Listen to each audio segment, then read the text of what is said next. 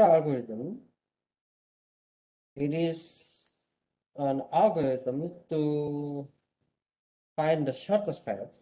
Okay? And first, we need to understand about the distance. So the distance of a vertex P from a vertex S is the length of a shortest path between S and V. So what does it mean? For example, if I have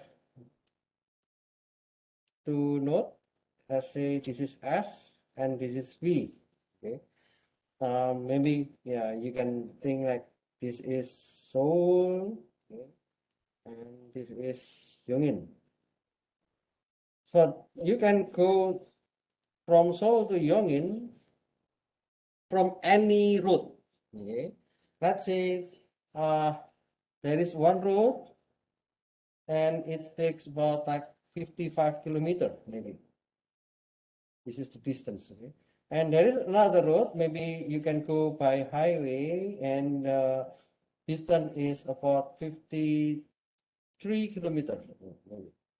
And there is another road which is not using the highway, but you, for example, it is free, so you don't need to pay some fees. So it takes about, for example, 65 kilometers, for example. Then, based on this information, we can see that the shortest one from Seoul to Yongin is 53. So we want to compare what is the distance. And in the Dijkstra algorithm, we try to find the shortest one. So that Dijkstra algorithm computes the distance from all the vertices from a given start vertex. So we will use S as the starting vertex, and then we will find what is the best route to the destination. There are some assumptions. Okay? So the assumption first is the graph is connected.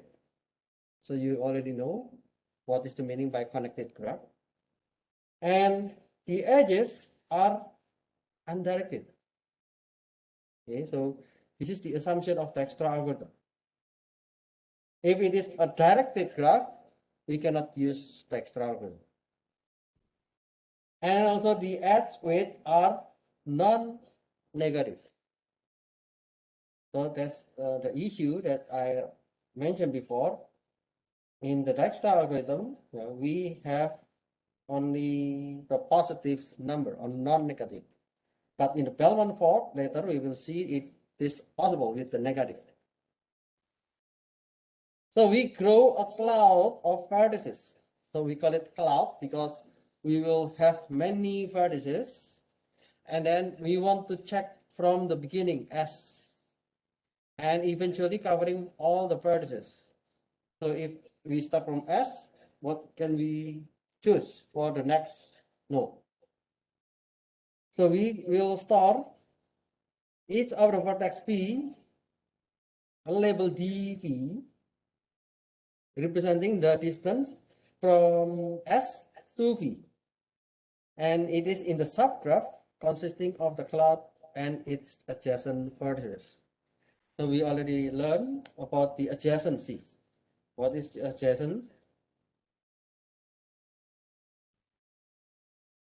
So we have like in the quiz, we have U, V, X, V, let's say this one, Y, maybe this one, not, maybe this one, let's say this is T, okay. Maybe this one T, okay.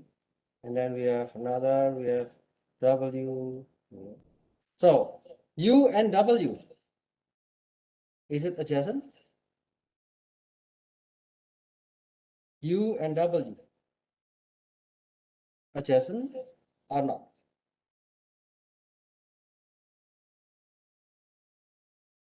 U and W, are they adjacent?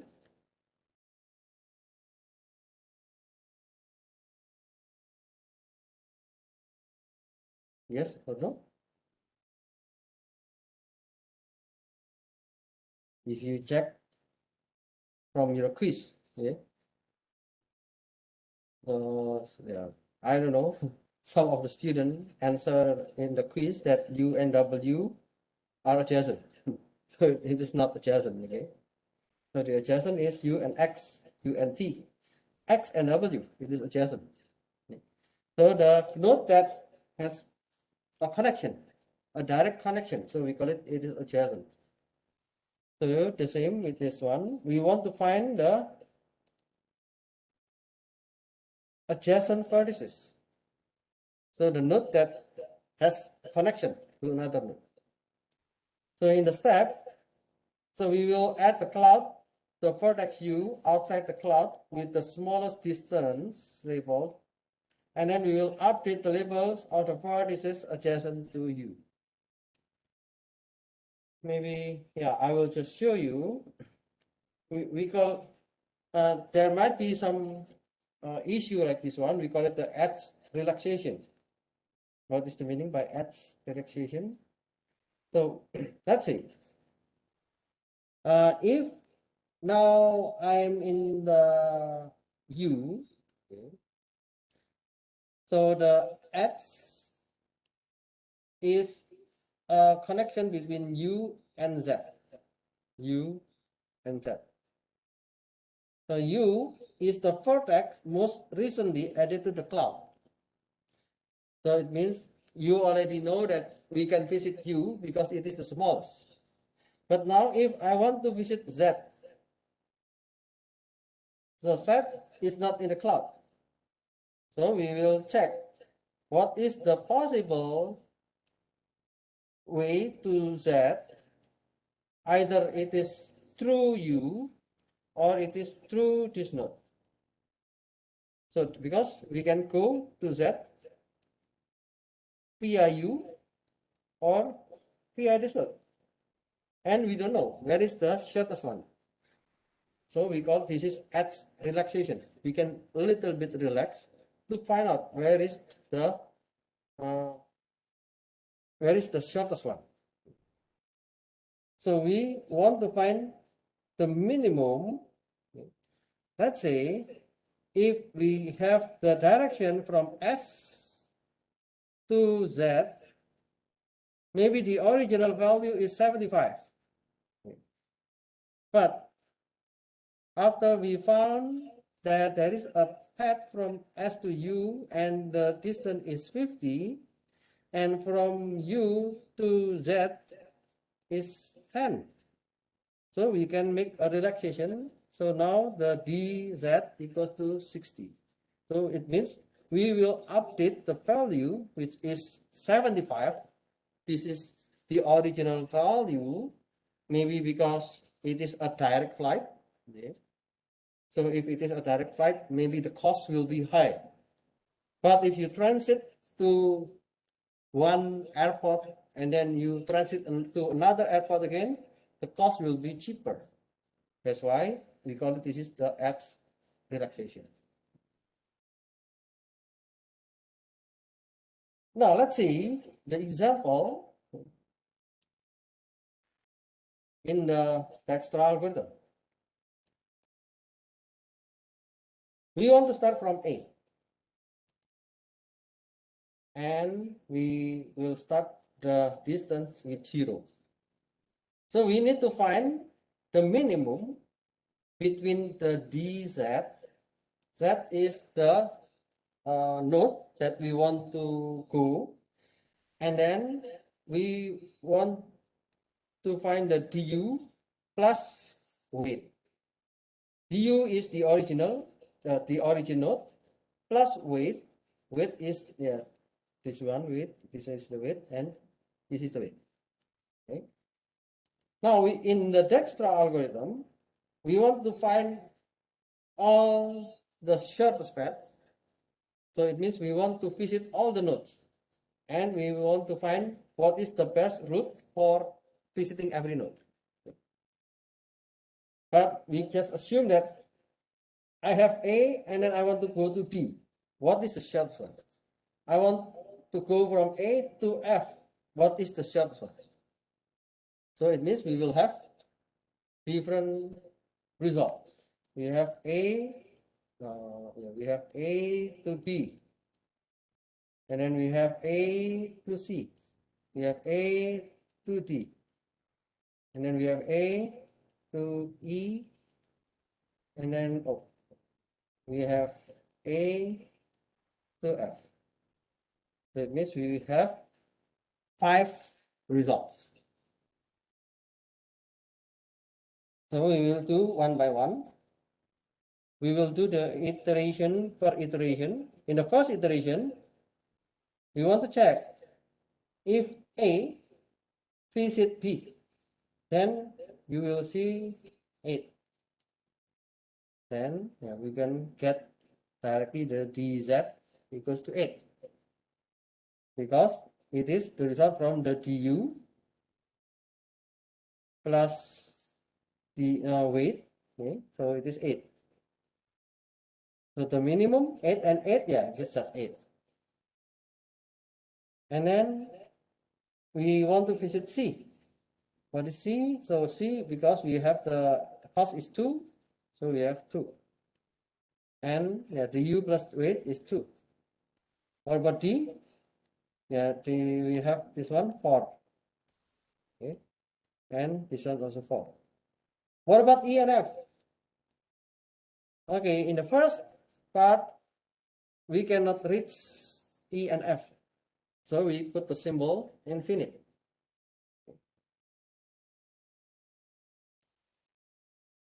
We can go to the next. What is the next step? After we found the D set, we will find the shortest one. The shortest one is the C. So we set C as the next node that we want to visit. Now, from the C, we can update the DZ. What is the DZ? Because A is going to C, then there will be no update for the A. Okay. So the DZ and the DU is 0. And then what about B? Okay.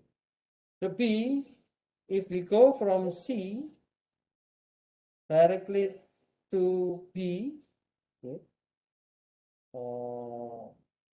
Wait a moment.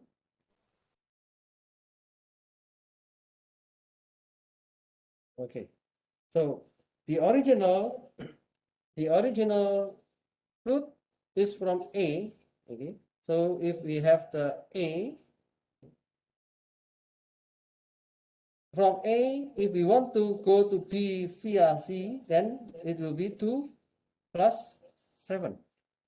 So the result will be 9. Okay, but if we directly from the origin, which is A, it is 8. So we can store for all information for our comparison later. Of course, we will choose the minimum, which is this one. And then what about C? Yeah, C is still the same. C equals to 2 and the du plus weight is 2. And now let's go to the D. Okay. D, if we go from A to D, it is 2 plus 1. So we will update this one into 3. But the dz, which is the distance from the A to the node D, equals to 4. So we call this is the edge relaxation. So we call this is the edge relaxation. Using the edge relaxation, we can use the minimum one, which is 3. We can use the minimum one, which is 3 for this one. And then let's find out how if we want to visit E. So we have the 2 plus 3. Then the result is 5. What about F? We have 2. Okay, we have 2 plus 9. So we have 11. So among those options, what is the minimum one? Yeah, the minimum one is 3. So after we visit A and then we go to C, so we will go to D. Okay, so the next selection is D. Now we can choose A and C and D. So we already visited those 3 nodes. Now we can update again the cost. How will we update the cost? So the D, now we already set with 3 because that's the minimum from the A. We can update the distance to E. What is the distance to E? Yeah, if you want to go from A to E, it will be 5. So there is no other way from A to C to D, for example. Yeah, you need to find out a way like this one, then it is not possible. So we will keep only just 5, the same with this one. And then what we will check next is the F, which is 11. 11 because we know that this is from A to via C and go to F. But if we go to F via C via D to F, the result is 2 plus 1 plus 5. So the result is 8. Okay. Then it is shorter than 11. It is shorter than directly from C. So we can use the new one. Okay. So it means if we choose the 5 and 8 and 9, okay, so those are the nodes that has not been chosen. So we will choose this one. So we will choose the next, which is 5. So we will go to E and again update. Okay. We will update again.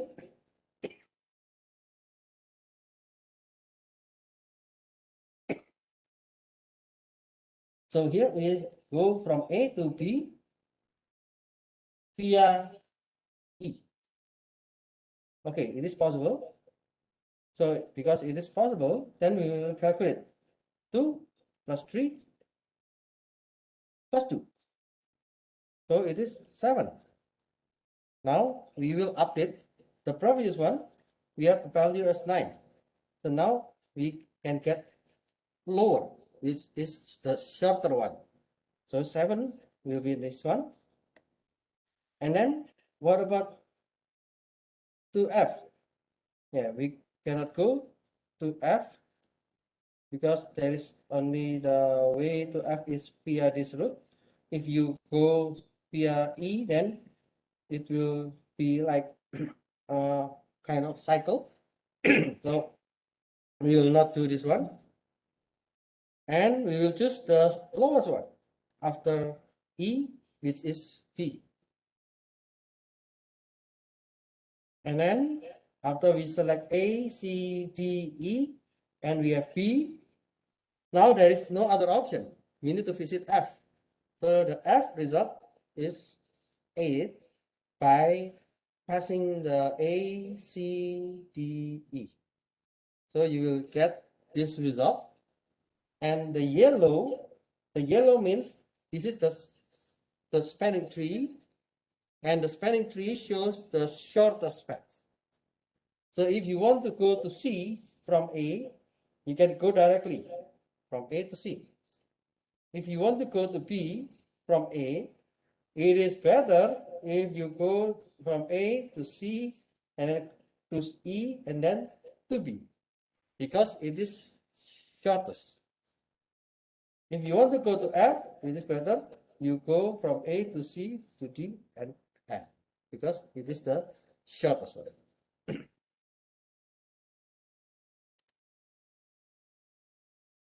So this is the algorithm of the shortest path with the Dijkstra algorithm. Yeah, the idea is we would like to check the T, this is the graph, and S as the starting vertex. And we want to find the length of a shortest path from S to V for every V in G.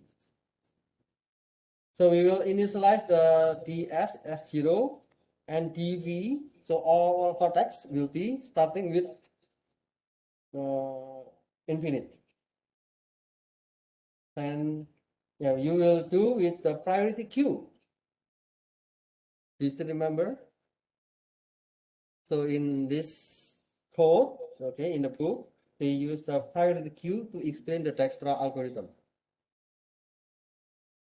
And for every of the node, there will be a label. So the label will be the key. So we will do the while if Q or the priority Q is not empty, then yeah, we will pull the new vertex U into the cloud. So we already see this one. So all the nodes are uploaded into the cloud. So they call it the cloud because we want to check one by one according to the shortest one. And U is the value written by the Q dot remove min. So it means it is the minimum among the other node. If we found the minimum, remove from the cloud. And then for every vertex V adjacent to U, such that V is in the queue, so because we have the priority queue. Once it is removed, then the remaining will be checked with the U. So if it is adjacent, then yeah, we will do first the relaxation. So the relaxation means yeah, we want to find whether the dz can be updated with the new value or not. And then we will check the du plus vuv is less than the dv. So we have this one, the dz is less than the du plus weight e. And then if this one is true, then the dv, the new dv equals to the du plus wuv. And then you will change the dv, the key of vertex in Q. So we will update the key, and then after that we will return the label dv of its vertex V. So this is the mechanism of the Dijkstra algorithm. And we need to analyze what about the operation, how the performance of this algorithm. In the graph, there are some ways of the graph. Maybe we can see from the node plus edges. We can also see from the incident edges. So here we will always see from the incident edges. Just to remember what is incident edges. Okay, so here you can take a look on the concept again. Okay. So we have the adjacent, we have incident. Okay.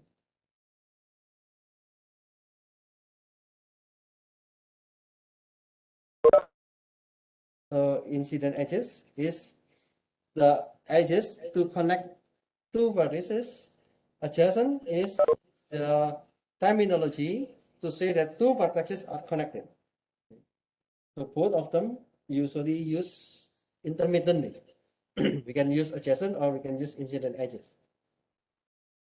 And for the label operation, okay, we have the set and get distance, and we have the locator label, and we will do this one, the big O, according to the degree. So the degree Z means how many we visit the other node. So for example, if we are in the A, then we will check B, C, and D because we have the degree equals to 3. Okay. Okay, the degree of vertex A is 3. So we have 3 times to check. Okay.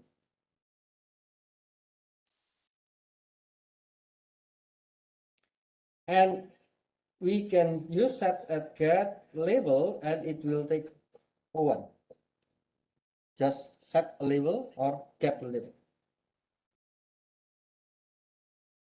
If you still remember the priority queue, okay, in the priority queue, yeah, we have 2 kind of operation. We can use the unsorted list or we can use the sorted list. So each vertex is inserted once into and removed once from the priority queue, where each insertion or removal takes O log n time. And the key of a vertex in the priority queue is modified at most degree W. So where its key change takes O log n time. So if we are dealing with the priority queue, if we use the sorted list or unsorted list, we will do multiple times. Okay? But in this case, because once we visit of the vertex, we will remove from the priority queue. Okay? So it means we will not go until n times. Once we find the vertex in the priority queue, we remove. And then we change with the new one. So that's why it is not until n. So it is log n. In overall, we can say that the worst case is On plus m log n. The log n is from this priority queue operation, and the n plus m is similar to the DFS, similar to the BFS,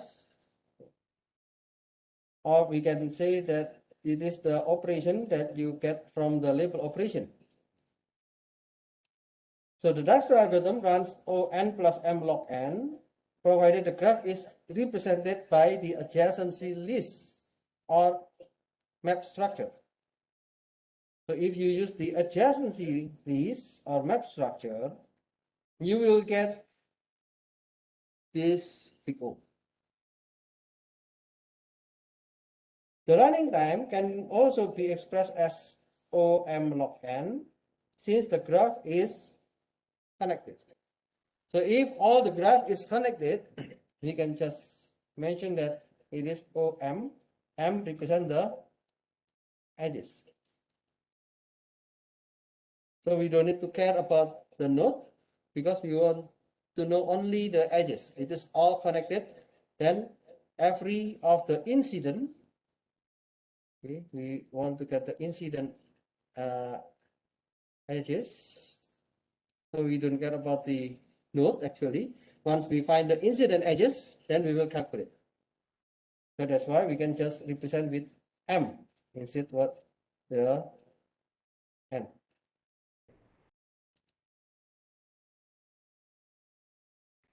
So this is the implementation. I will try to explain this one. Okay, it is a little bit complex because there are some concept like adaptable heap priority queue. Okay. And then once you use this one, you will define the vertex. You will define if the priority queue is not empty. Yeah, you will do this one.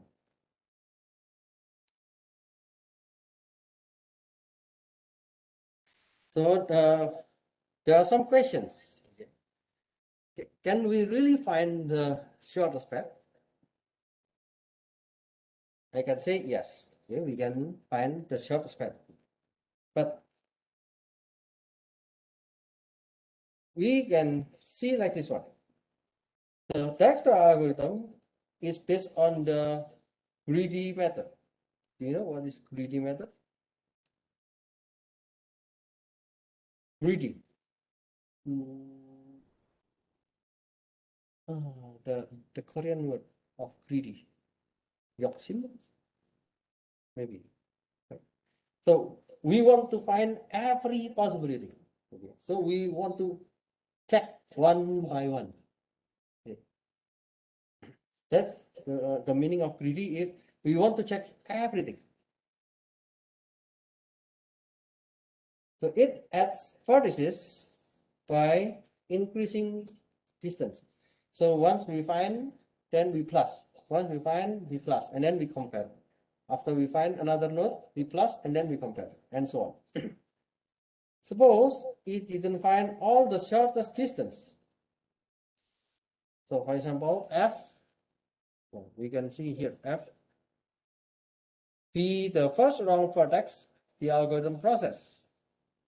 So if we find F first, or maybe if we find the F and then the result is wrong. So when the previous node D on the true shortest path was considered, its distance was correct. So if we know that the root from F is from D, then we can say that it is correct. But as you know, the D and F was relaxed at the time. Okay? So the first time, we already know that the distance from A to F is from here, 2 plus 9. But if we start from F, for example, if we already have the D and F, so it is already 5.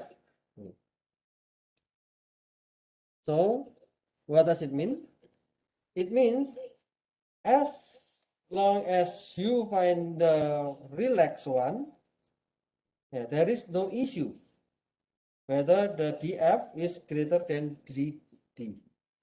So if you, for example, you know that, okay, from F to D is 5, and then from F via C to D is 10. Okay, so the distance cannot be wrong. So there will be no wrong vertex. Okay? So that's why Dijkstra algorithm is very popular, because using the very simple way to calculate and very least performance, because the performance is only m log n, you can get at least the optimum, okay? Not the optimum one, but at least you can find the shortest path from all the nodes in the graph. So the issue in the Dijkstra algorithm is we cannot find the negative weight.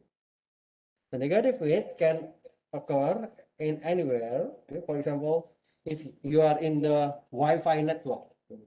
So in the Wi-Fi network, there might be some negative edge. For example, if you want to connect to one Wi-Fi network and then that Wi-Fi is not secure, so you will give the negative edge. In this case, if you have the negative weight, a node with negative incident edge were to be added late to the cloud. So if we have the minus, if you add in the first time, there will be problem, because everything plus, for example, here, minus 8, then it will be very small. Okay? If it is very small, then Dijkstra will consider that this is the shortest distance. Okay? So that's why the minus usually is not possible. Okay, the minus is not possible. Sorry. So if there is a negative, then it is not possible to use Dijkstra. The Dijkstra algorithm is based on the greedy method. It adds vertices by increasing distance. So the distance should be increased. So if there is a decrement, then it is not possible. So C, okay, here, for example, if the true distance is 1, but it is already in the cloud with the DC equals to 5. Okay, so if you can see here, yeah,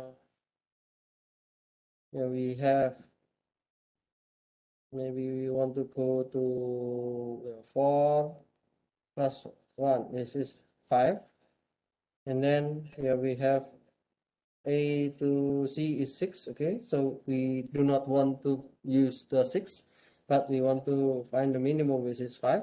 Okay. And then if we want to use the other possible weight, okay, for example, if we have this one 4 and then 5, so it means 9, and then minus 8. No, now it becomes 1. Okay, if it is 1, then of course you will choose this root. So this negative, yeah, is not allowed in Dijkstra. That's why there are other algorithms to discuss about the negative weight. So this is the Bellman-Ford, and in the Bellman-Ford, they allow the negative weight, and it must assume directed edges. What is directed edges? So we have the direction. Okay. If it is a directed edges, then yeah, we can use the Bellman-Ford. So if we have the directed edges, we will have the negative, but if there is undirected, okay, if it is undirected, there will be a problem with the, if it is undirected, we have problem with cycles. Okay. So for example, this one here, it is a cycle. Okay. So that's why in the Dijkstra algorithm, it is undirected, because the distance will be added. So it will be bigger and bigger. But if you have minus, it can be added, it can be minus, can be added, can be minus. So if you do the cycle, then it will be a loop. So sometimes it will be never ending loop. That's why we can use the Bellman-Ford if it is a directed edge. So some of you may give question, then Professor, can we use the Dijkstra algorithm for the directed edges? Yes, you can. Okay. Of course, you can use also for the directed edges. Even though the assumption, okay, the assumption here is the edges are undirected, but you can use with the directed. If you use with the directed edges, there is a possibility that the result is not optimal. That's the only issue. Okay. So how to handle the negative? Okay. So we will see the iteration. Okay. The iteration I finds all the shortest path that use I edges, and the running time will be n multiplied by m. So the Dijkstra algorithm, the running time is m log n. Okay. But here the Bellman-Ford, the algorithm will run n m. And it can be extended to detect the negative weight cycles if it exists. Of course, you need to find out how to deal with this one. Okay. Now, let's see the Bellman-Ford algorithm. In the Bellman-Ford, we have two parameters, which is G and S. So G is the graph, and then S is the starting node. So we will check all the vertices. After we check all the vertices, if V equal to S, so V means the same with the starting, then the distance will be 0. If not, then set infinite. After we set out all the nodes with infinite and 0, then we will do the loop for every of the node from 1 until n minus 1, find the edges. So we want to find the edges and then do the relaxation. Let U be the origin of the E, and then let Z is the opposite of the U. Okay. So maybe we have U, and then we have Z, and we have this H. Okay, and then R will be the distance of U. Okay, R will be the distance of U, either to the Z or to the other node. Okay, plus with E. Okay, so maybe this is the weight. So if R is less than the distance Z, then set the new distance. So let's see. We have the same, not the same, this is the same graph, but different weight. So let's suppose we start from A. So A will be starting from 0, and the other will be starting from infinite. So the first, we will check for every possible edge from A. We will visit B, we will visit C, we will visit D. And then we will update the distance of B is 8, the distance to C is -2, and the distance to D is 4. Okay, this is based on the width for each of the nodes. Next, I would like to update, okay, because I know that C is the most minimum, which is -2. So I will start from C. So I will check for every possible edges from C. Okay. So we have this, we have the root to the B, we have root to the E, we have root to the D, and we have root to F. Okay. So we will update all the information and then we will do another loop. What is another loop? For example, if I go to B, I will check. This is the directed edge. Okay. So we have 7. And then I would like to check if the previous one I have from the A at the first time. At the first time we will go from A to B with the amount of 8. Okay.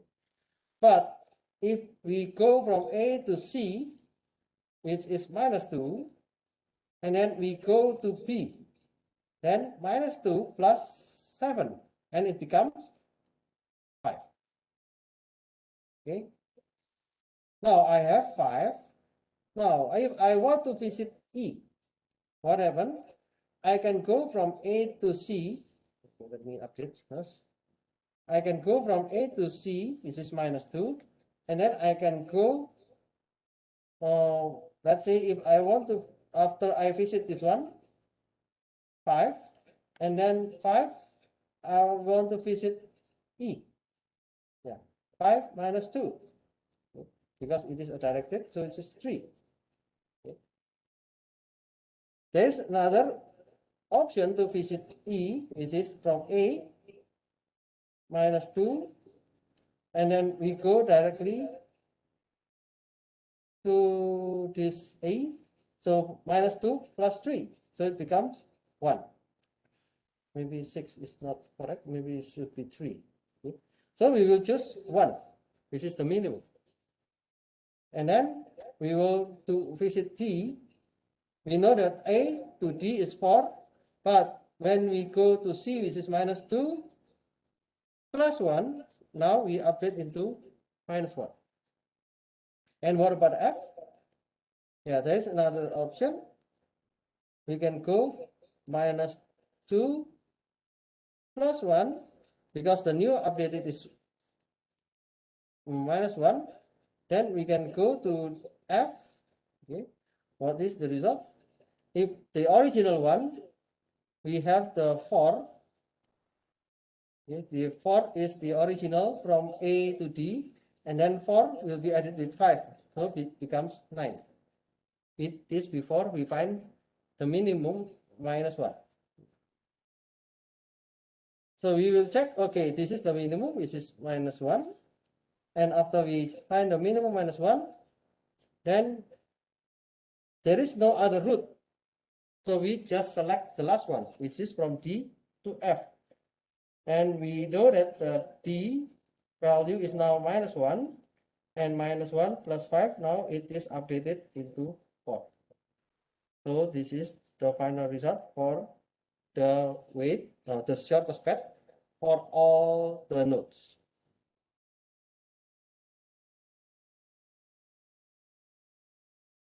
So there is one more algorithm, we call it DAG. Okay, because the time limitation. Let me explain this one on Monday together with the other algorithm about the Floyd-Warshall. Okay.